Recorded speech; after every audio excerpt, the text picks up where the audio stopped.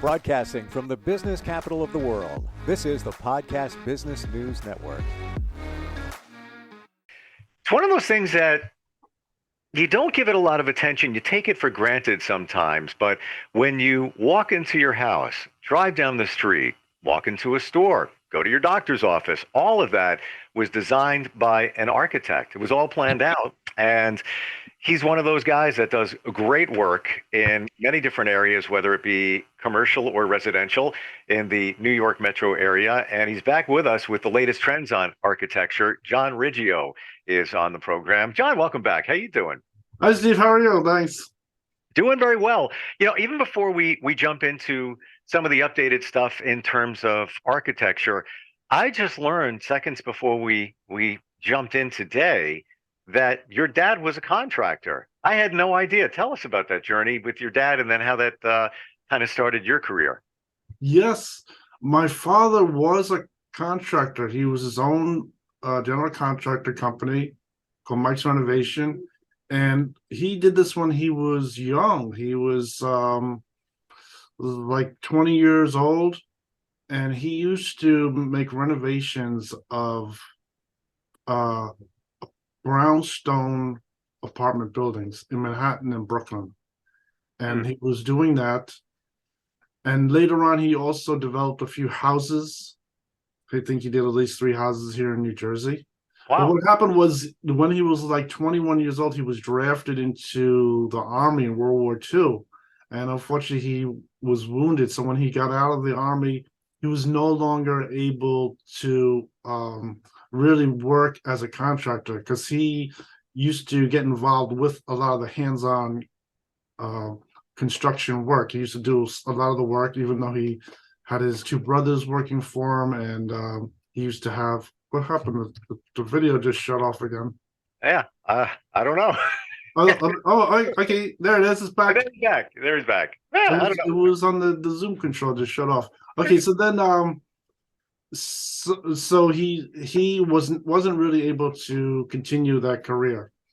But what happened was he was able to get into another career with the railroad. He worked as in the railroad in their department. They used to make the schedule, the train schedules, things like that, and it was a very good job for him. It was long hours. But when he was a contractor, he gained a lot of information. He really liked to work as a contractor. And when I was very young, he was telling me a lot of stories about the construction, about he was hiring architects and things like that. He developed some houses. He hired an architect and told me about it, how they had a lot of stops on architects. And so that's what he was saying about the thing. And I think he sort of got an idea from where we lived that a lot of people, when they go to the public school there, the architect work is one job that they had available. And I think they thought that maybe I would probably go into like architect work as one possibility. So he was telling me some things about things like architect work and so since he worked as a contractor, I think I was already able to get some knowledge about construction. I had some knowledge about construction, and I think he had a whole assortment of tools he still had. I remember one tool that was really the contractor tool was this Yankee screwdriver. And it's somewhat expensive. You were to buy it today. I bought one recently. It was like $110. It's a very expensive screwdriver. Most people probably just buy like $7 screwdrivers. So those things like that were interesting. I probably did gain a few knowledge of doing a few construction things. Like say you watch like This Old House on television on the PBS stations, and so I always had like do those like little things like that really weren't heavy wood framing, but I knew how to do a lot of those things, and a lot of that came through my father, and he had all those tools and things like that. And I just want to you bring back a memory and a feeling for me hearing you, because my dad was electrical engineer, worked in a plant on Long Island where you and I both coincidentally grew up. And I had a love of electronics, and that's how I started my career because of what he did. In a way, kind of the same thing I started building things electronically, which turned into transmitters and radio, and then I got into radio and I still do it. But isn't it gratifying, John, when you look back to what, by the way, my dad's name was John, when you look back to those tools and those things that your dad had, and then they're still in your life, it's a nice feeling, isn't it? Yeah. I think that was very good, and so I think thinking back about those lessons he was telling me about his construction work, and at the time, he was still trying to develop houses. He would do like one house every once in a while. And I think at the time, he was telling me also that since he was a contractor, he really had the inside line to really construct a house. He was able to make, I think at the time he can make a profit of maybe like $60,000, which isn't too bad. That's like in 1960s or something like that, and that's like the 1960s, late 1960s. I think that's a lot of money. That isn't too bad, because I know over the years when I work with contractors, a lot of I work with architects. I know a lot of times an architect they want to get into building their own house to like do a development, to build a house and then sell it like a contractor. So something like this happens a lot. And I remember stories from architects I work for, whenever they tried to do that, they ended up not really making any money. They would either break even or maybe even lose some money.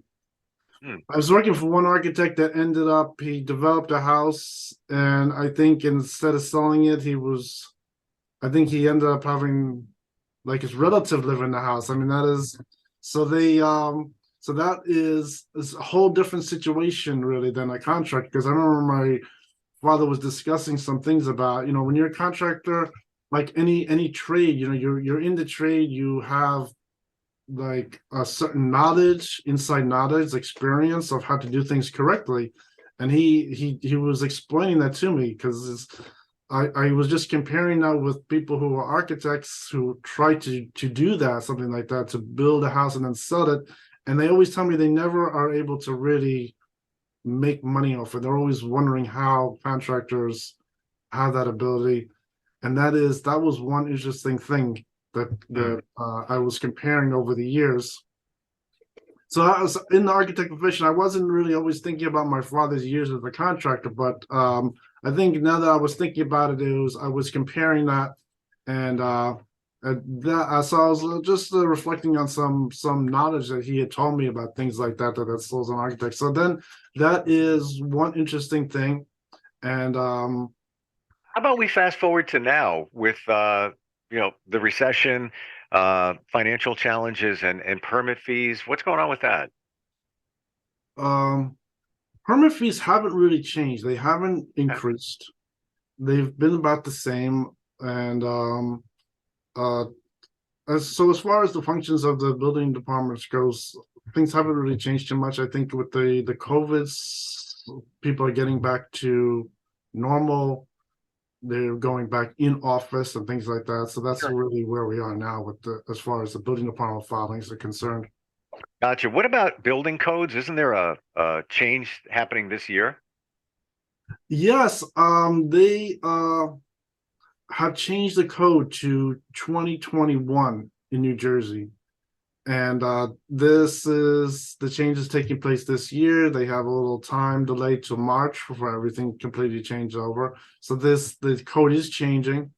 They changed the code over into New York City, and so things are changing again. They're updating the codes, and I bought the new code books and everything. And so there are some slight changes. The energy code is slightly different also. They've updated the energy code, so there's slightly new requirements and things like that. How often are those codes changed? I think they changed. It comes out to like an average of like 5 years or something like that. And it I doesn't. think the only one problem I noticed about the code that is different. The original code, they used to make it where it was like a law book. It was like a book with numbers, And whenever they changed the codes, all they did was give you these inserts. They give you these inserts. You take the inserts, you put them into the book, into the ring binder. And the old page, you're just supposed to, they tell you to just put a line through it. And I sort of like that idea better because you just had one book that you kept updating. This is a new style book. I have to spend about maybe like nearly $500 on new sets of books and the books that explain the changes and things like that. And that's because what they were doing was they were taking some code numbers, and with each new edition, the same code, instead of keeping the number the same, it might change. There's a chance the number can change slightly, which is unfortunate for, I think, for architects. Architects always had to remember some code numbers, numbers of where they're located in the code books.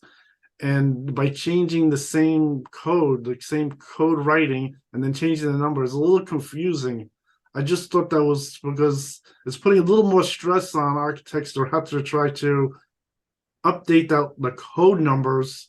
And there's always things like the in the code books, they have illustrated charts and graphs, and they used to have a certain number on the chart and graph, but they're with the new start of the code, the International Code Council changes the books, and what they do is those numbers that they have might change slightly. So that is only one revision I have about the codes. The codes work very nice. I see they're very comprehensive codes, the ones they have here. But I think the old style ones of just submitting the revised pages individually. You can count them. Maybe they give you like 20 revised pages. You could read through them, and then you just put them into the binder yourself. And that was how they used to do it. It was based on a different system. I remember, particularly in New York, it was based on going through. It was a law book company that was issuing the code. It was run differently than today. Today they have an independent code company that is making these codes. It's an international code, and since it's international code, they could have the same code in any country, but it's a slightly different idea. It's So that is the only one problem, is that the codes, even though they might have the exact same paragraph of writing, the number might change. So that is one issue that I thought is a little stressful to the same code number with the numbers change is a little stressful, that they might change the code number every 5 years. That was the only one big problem I thought in the new code systems they have. And you wouldn't even know unless you keep up on it because it has the same code number, right? Yes, that's correct. Yeah. Wow, that can be confusing. Well, I guess it's part of the job that you have to keep it on your radar and keep tabs on that. For somebody that wants to be an architect, let's say somebody's aspiring, maybe somebody's son or daughter is thinking about it, loves the, design and things like that. What's your advice for somebody that's just starting out? Okay, well, if they didn't go to college yet, I think what they would need to do is the most important thing is really to have a very structured education. I think if you're going to go into architecture is really very specific. So if you want to go into architecture, you don't want to go into engineering. Like some people might have drafting and engineering, or engineering, construction technology. It isn't going to help as much. You really want to go for the construction technology with architect work, drafting with architect work. It's very specific. Because there's also a whole trade of people who are just doing things like drafting. They still have something like drafting where you can go from one type of drafting, maybe in engineering, to civil, to architectural, to maybe manufacturing. But that is not going to help you with architecture work. So if you want to go into architecture, you have to remember to go to where it really just says architecture or architectural and any kind of education. And then from there, you can then move up You can go for the a degree that is will go for like the whole 5-year design degree. Then they have different degrees. They even have a 2-year degree. They have a 4-year degree. You could do like a 4 and then a 2, which was the original way people were doing. They were graduating with a 4-year bachelor. Then they were getting this 2-year master, and then the new style is now the 5-year. If you want to really become a licensed architect, you go for a 5-year degree, and it gives you the first professional degree that you can then get your license. So if you don't have the 5-year degree, and let's say you do 2 years or maybe 4, whatever it might be, what would that enable you to do? Could you be an architect? You need to be licensed to be an architect. That's what I'm hearing. Years ago, they had the ability where you can just work for an architect for like 8 years, and then you can apply through NCARB and then take the license exam. But they have become more strict. They prefer you to really have the first professional degree before you would take the exam. So if you have like the 4-year degree, you can sign on to NCARB, but they might consider you too short of an education these days. They might not let you take the exam until you really would have equivalent of the first professional degree. So if you took 4, then you need another 2 years of college. Interesting. Okay, so you could work in an architectural firm if you had, let's say, 2 years of schooling, but you're not a licensed architect. So you have to work under their umbrella then.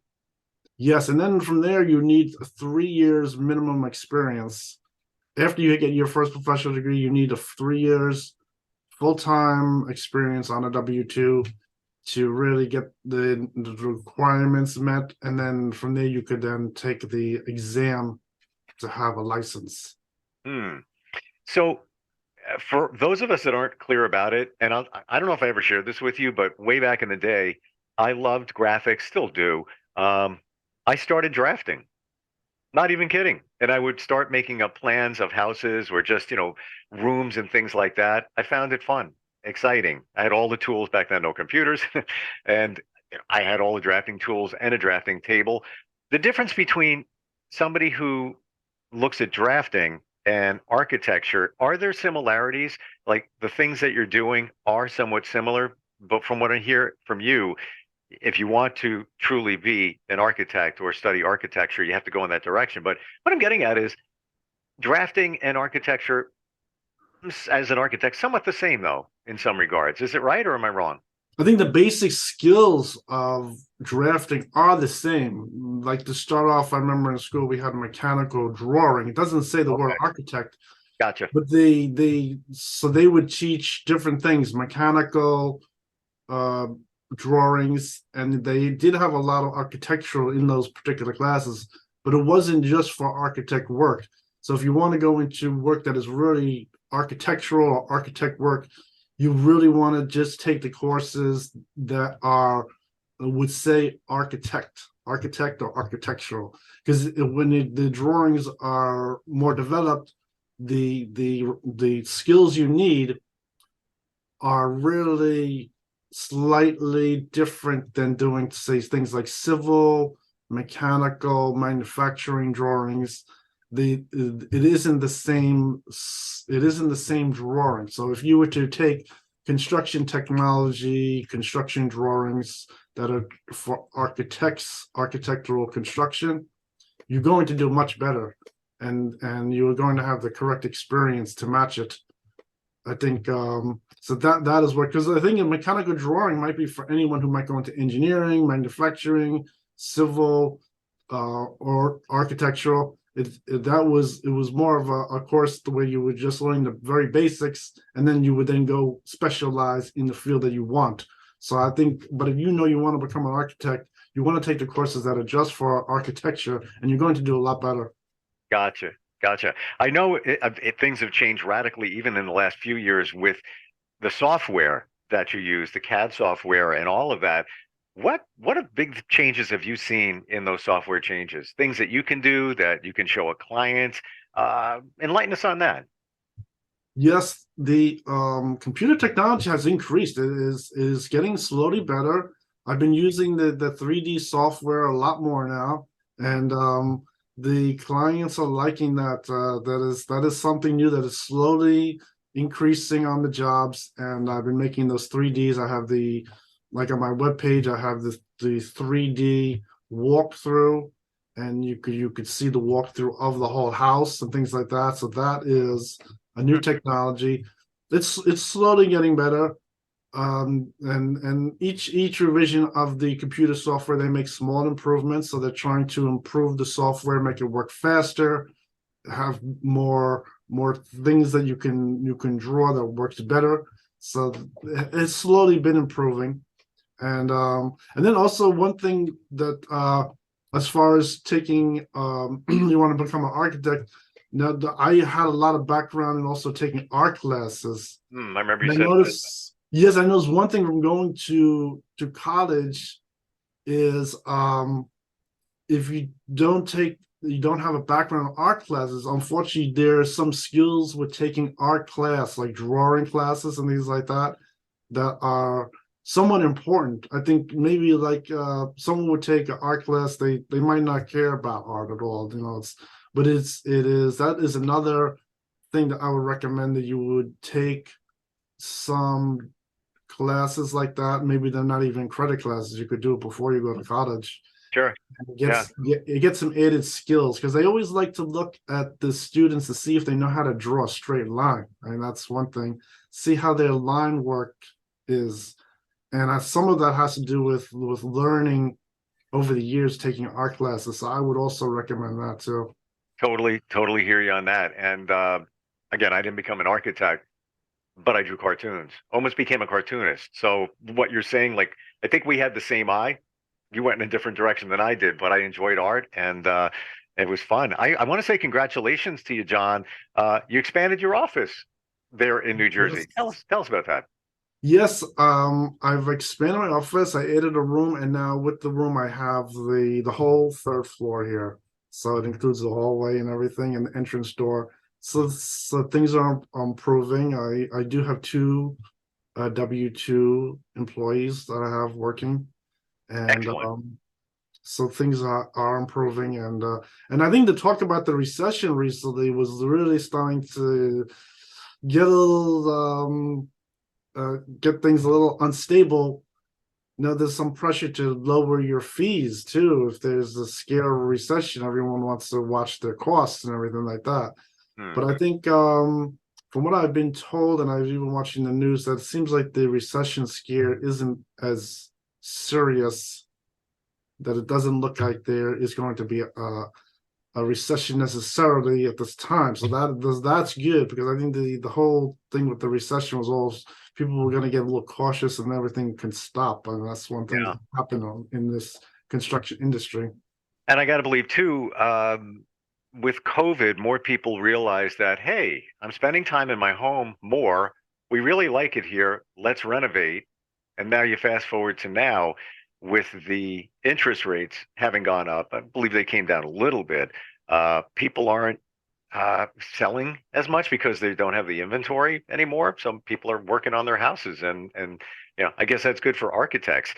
John, great having you here with us. I know that sometimes we talk about your tennis career back in the day, so I'm sure we'll circle back to that at some point. But I remind everybody, if you're looking for any kind of architecture work, somebody who does a fantastic job, really does care, go to johnriggio.com. That's John, Riggio. I'm sorry, John, Riggio.com, and reach out to John. Thanks for being with us today, John. Look forward next time we talk. Okay, thanks a lot, Steve.